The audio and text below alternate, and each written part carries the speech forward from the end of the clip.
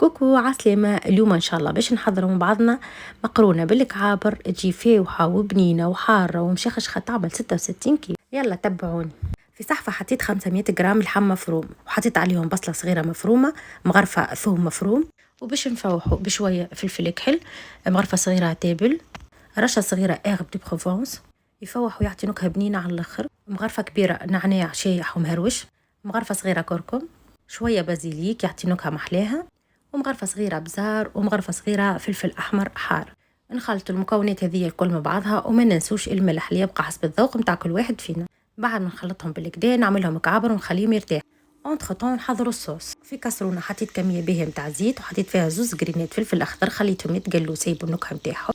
بعد نحيهم ونرمي الكعابر نخليهم يتقلوا بالباهي من الجهات الكل ونخرجوهم.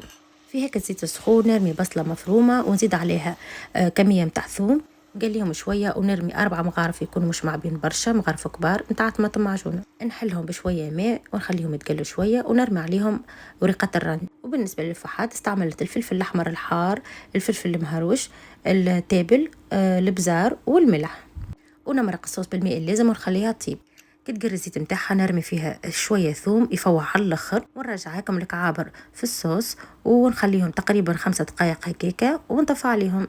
قد ما نحكي لكم على الريحه الفاوحه والبنه اللي في الصوص ما نجمش نوصف. الحاسيلو بنه تدوخ نودكم من شهيكم. اليوم اخترت نعمل مقرونه تنجموا تعملوا اي مقرونه تحبوا عليها. شخشخت هيك المقرونة بالصوص وحطيتها في طبق التقديم، وهكا كانت النتيجة. صحية مقرونة مشخشخة فاوحة بنينة نودكم من شهي. جربوا الريسيت وما كمش باش تندموا. وتم بقى كان نقول لكم بسلامة.